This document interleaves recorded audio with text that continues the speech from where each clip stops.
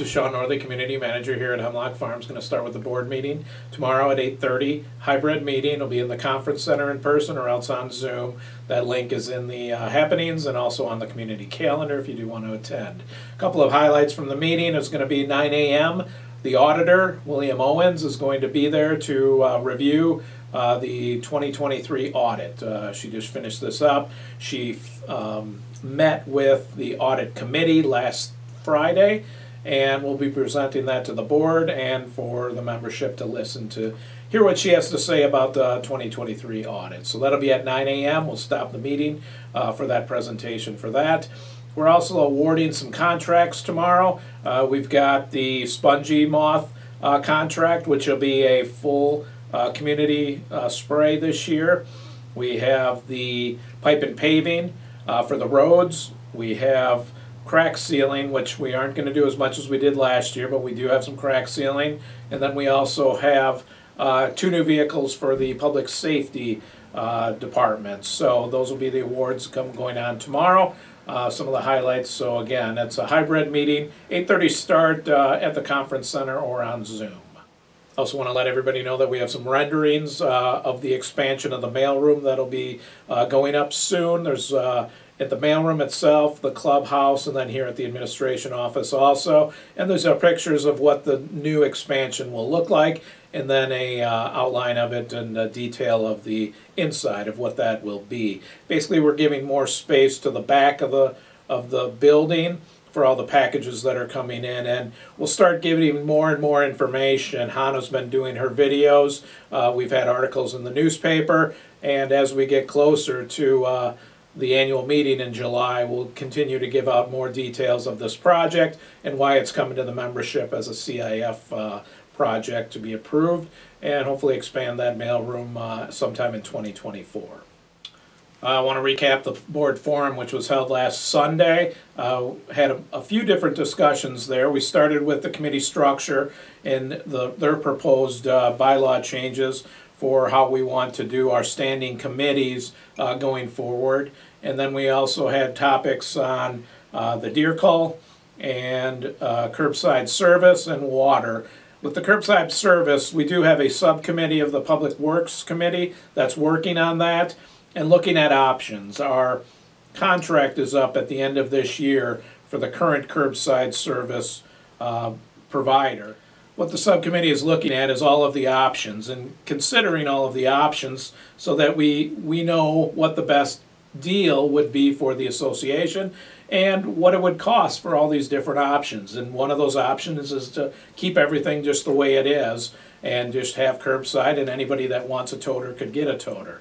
Another option would be possibly that there would be a cost to buying that toter up front, a one-time fee, and then it would be included with your dues also.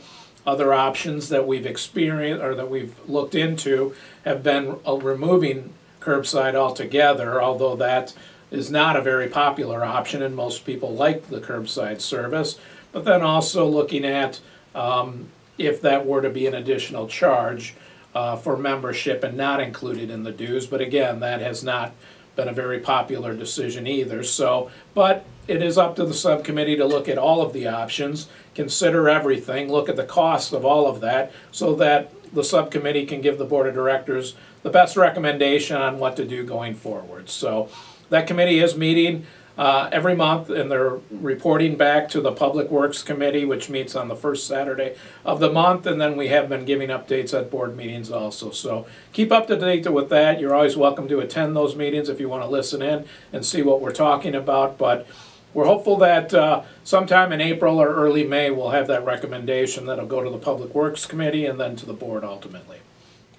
Also need to talk about the water company, and we did put out a statement this past Thursday on a new violation, and unfortunately this is in 2024.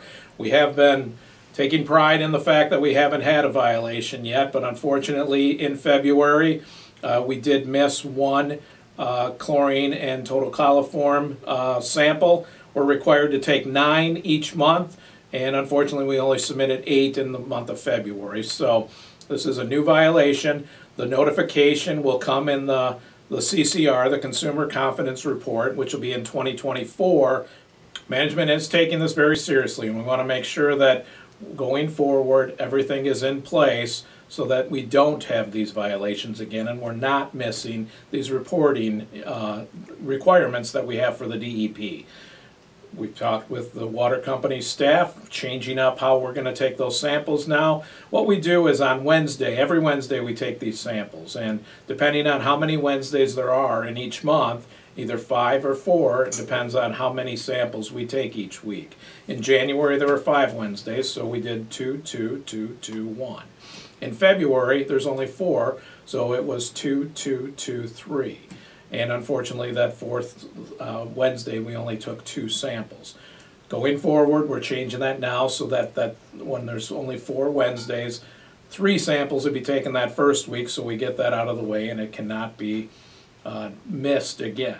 So I apologize that this happened. I know we're all disappointed in it, especially us, management, the water company staff, all disappointed that we had this. We've been doing much better. We've been learning. We've been getting this down, but unfortunately this is not what we wanted and certainly not what the membership expected from us, and I do apologize for that. So, but we are making changes, we are making improvements, and we are dedicated to make sure that the water company does get back to where it needs to be and that the confidence in the water company is back to where we want it to be and the members want it to be.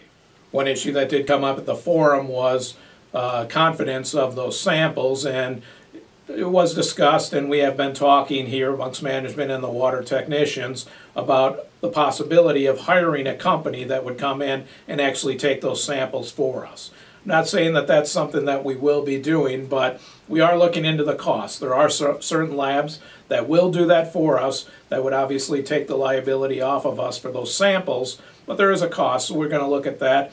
And once we get those costs, we'll bring that to the board and we'll make a decision on which is the best way to go going forward. Now let's take it to Zappy, who's got this week's Public Works update. Hello everyone, Mike Crockett here, your Director of Public Works here at Hemlock Farms. Today I'd like to get you all updated on the projects here at Public Works. Then we will touch on a few items on the water company.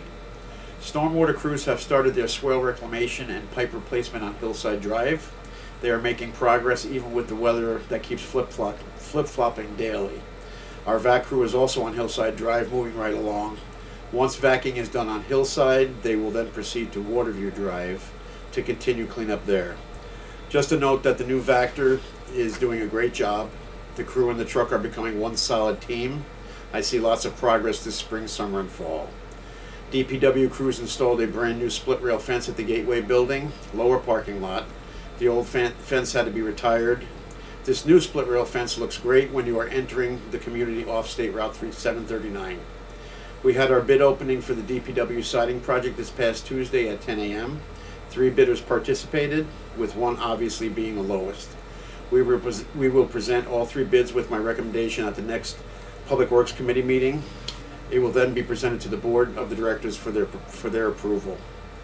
Our maintenance department is preparing all lawn equipment for the busy season that is almost upon us, doing this between daily repairs on vehicles and equipment. Drainage has been installed at the bocce ball courts. We are just waiting now on the contractor who will be laying down the asphalt and also completing the grade work with this material. Our contractor is just waiting for the asphalt plants to reopen for the year. We are hoping by the first week in April. Let's get to the water company and the progress being made there. For our residents who will be returning to the community from their winter residences, I just want to give you an FYI. When you have your water turned back on for the season, and if you experience discolored or chlorine smell in your water, please call Brianna at 570-775-4200, extension 113, to schedule a house flush. Our tech will read your meter before and after the flush. That way you are not charged the water use for this procedure. Myself, John, Brian, Liam, and Al are here to help you in any way we can. Thank you to all our residents. We appreciate your kind words. Believe me, they go a long way. Thank you and have a good day. Thanks, Zappy. Appreciate that. Here's a reminder of all the Easter events that we have coming up next weekend. Hi everybody, Nicole Pernesti, your Assistant Rec Director here at Hemlock. Coming to you today from the day camp building at Fawn Hill because we're going to talk Easter. We have a couple of different Easter... Did you hear that? Anyway, we have a couple of different Easter Easter events going on. Our annual Easter egg hunt is going to take place outside the field here at Fawn Hill, starting at 10 o'clock. And is there someone behind me? No? All right. Anyway, Easter egg hunt. So we're going to have an Easter egg hunt at the Fawn Hill Fields. It is going to be on Saturday, March 30th, starting at 10. Where's this coming from? Oh, anyway, Easter egg hunt, March 30th, starting at 10 o'clock at Fawn Hill. And then after the Easter egg hunt, we're going to do candy bingo at the Steer Barn from 2 to 4. So make sure you mark your calendars for that. I've got to clean this mess. So make sure you mark your calendar and save the date for March 30th. Easter egg hunt and candy bingo.